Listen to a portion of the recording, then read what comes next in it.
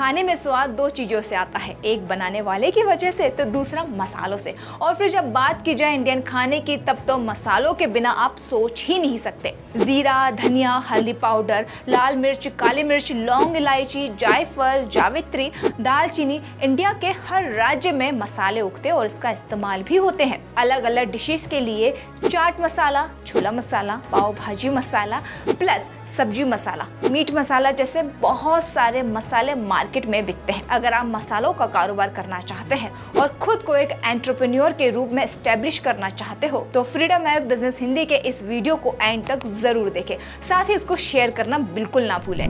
नमस्कार, आदाब, सत श्री अकाल, मैं किरण। तो आज मैं आपको बताऊंगी कि आप मसालों का मैन्युफैक्चर बिजनेस कैसे शुरू कर सकते हैं। लेकिन किसी भी बिजनेस को शुरू करने से पहले आपके दिमाग में ख्याल आता है कि कहीं हमारा बिजनेस कहीं डूब ना जाए, हमें नुकसान ना हो जाए।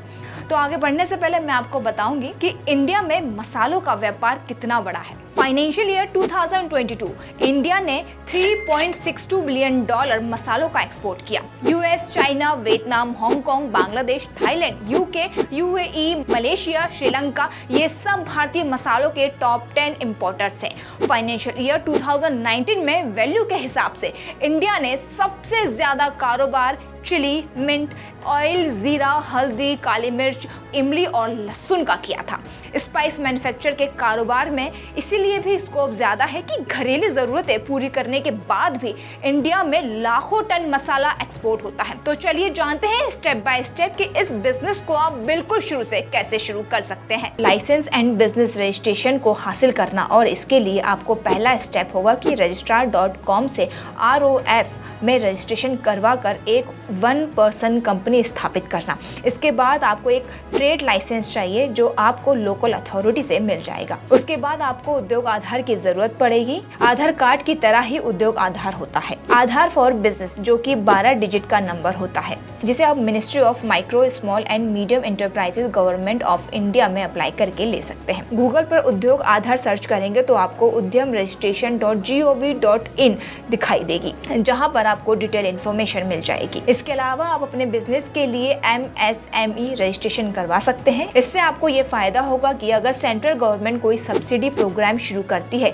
तो आप उसके लिए अप्लाई कर पाएंगे। मसाले फूड आइटम्स में गिने जाते हैं तो आपको FSSAI यानी कि food safety and standards authority of India से फूड लाइसेंस लेना होगा। कारोबार जम जाने के बाद अगर आप मसालों का एक्सपोर्ट इंपोर्ट बिजनेस करना चाहते हैं तो इसके लिए आपको IEC या इंपोर्ट एक्सपोर्ट कोड की जरूरत पड़ेगी। नंबर 2 पे है बिजनेस लाइसेंस के अलावा स्पाइस मैन्युफैक्चर का बिजनेस सेटअप करने के लिए आपको रॉ मटेरियल, मशीनरी के साथ साथ अपना एक बिजनेस प्लान भी बनाना होगा। जैसे कंपनी और फैक्ट्री के लिए जगह चाहिए तो कम से कम 500 स्क्वायर फीट की जगह की जरूरत होगी, जहां आप मसाला कूटने, मशीन और सुखाने की जगह, रॉ मटेरियल रखने की जगह और पैकेजिंग का काम कर पाएं। तो अब बात करते हैं तीसरे पॉइंट की, जहां बारी आती है मशीन्स की, क्योंकि इसके बिना मसाले तैयार नहीं होंगे। आपके बनाए गए मसालों की क्वालिटी भी इस पर डिपेंड करेगी कि आपके मसाले कितने बारीक हैं। एक मसाला फैक्ट्री बनाने के लिए कम से कम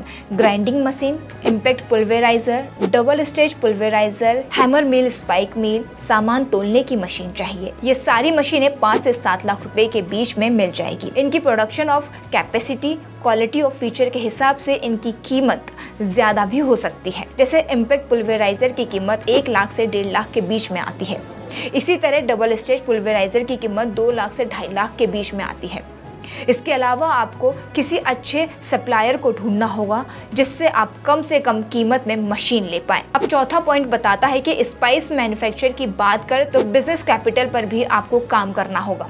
अगर आपके पास अपनी जगह है तो रेट और लीज का खर्चा बच जाएगा। इसके बाद भी business registration, machine, labour cost, electricity, packaging, labelling, sales और मार्केटिंग, रॉ मटेरियल मिलाकर 10 से 15 लाख तक का लार्ज बिजनेस को डेवलप करने में लग जाएंगे। अगर आपके पास कैपिटल की कमी है तो आप बिजनेस लोन भी ले सकते हैं, और अगर सरकार से सब्सिडी मिल जाए तो खर्चे आपके थोड़े कम हो जाएंगे। तो बात आती है उस चीज की जिसके बिना मसालों का बिजनेस पॉसिबल ही नहीं है। वो मसाले हैं रॉ मटेरियल। इसके लिए आपको ये डिसाइड करना होगा कि आप अपने मसालों में क्या क्या रखेंगे।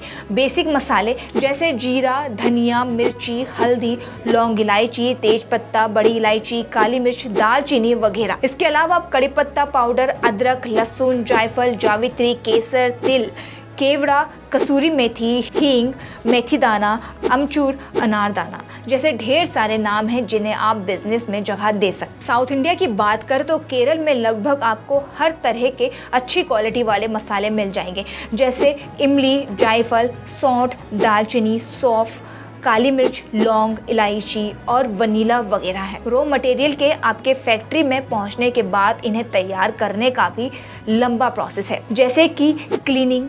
मसालों की क्वालिटी सही रखने के लिए उनकी सफाई बहुत ज़रूरी है ताकि आपके मसाले तैयार होने पर साफ और फ्रेश दिखे, साथ ही उनकी खुशबू भी निखर कर आए। इसके बाद अगला स्टेप आता है ड्राइंग, यानी कि सुखाना। मसालों को सुखाना भी एक इम्पॉर्टेंट प्रोसेस है ताकि उन्हें पीसते वक्त सही से मसाला बने और उसका फ्लो भी सही बना रहे। इसके बाद सॉर्टिंग, यानी कि कुछ मसाले ऐसे होते हैं जो साबुत ही बिकते हैं, जैसे कि लौंग इलायची, जावित्री, काली मिर्च, तो क्वालिटी के हिसाब से उनकी ग्राइंडिंग कर सकते हैं ताकि उनको अलग अलग रेट में बेच सकें। तो अब आखिरी में आता है ग्राइंडिंग, यानी कि जब मसालों को पाउडर में बनाकर उन्हें बेचना होता है। इसके लिए अच्छी मशीन और उनकी 2 से 3 बार ग्राइंडिंग करने पर अच्छा रिजल्ट मिल जाता है। अगर आपका बिजनेस ऐसी जगह पर है जहाँ एक्सपोर्ट का बिजनेस पब्लिश होता है, जैसे कि बांग्लादेश, नेपाल, श्रीलंका, ऐसी जगहों पर आपका एरिया लगता है, तो आप मसालों का एक्सपोर्टर बन सकते हैं। इसीलिए टीम में कम से कम 1 से 2 लोग ऐसे भी होने चाहिए जिनकी सेल्स एंड मार्केटिंग बहुत अच्छी हो। इसके अलावा अगर आपके पास कोई मेला, ट्रेड फेयर, हाट बाजार लगता है तो आप वहाँ भी अपना सामान ले जाइए।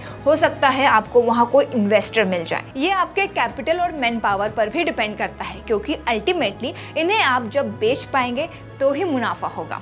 इसीलिए शुरुआत में उन मसालों को चुनिए जिनकी ज़रूरत हर दिन हर किचन में पड़ती है।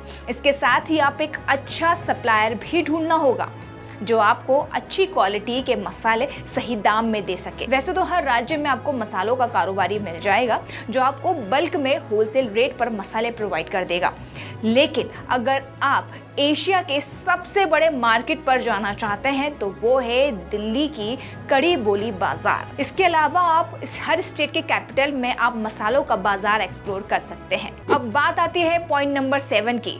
जब मार्केट में ऑलरेडी तगड़े कॉम्पिटिटर मौजूद हो तो आप अपनी क्वालिटी और रीजनेबल प्राइस से ही अपने कस्टमर बेस को तैयार कर सकते हैं। एक स्टार्टअप के तौर पर आपकी यही प्रायोरिटी रहना चाहिए, जिससे आप जल्दी मार्केट में जगह बना सकते हैं। अपने बिजनेस को आगे बढ़ाने के लिए रिटेल और होलसेल दोनों ही मोड पर आपको ऑपरेट करना होगा।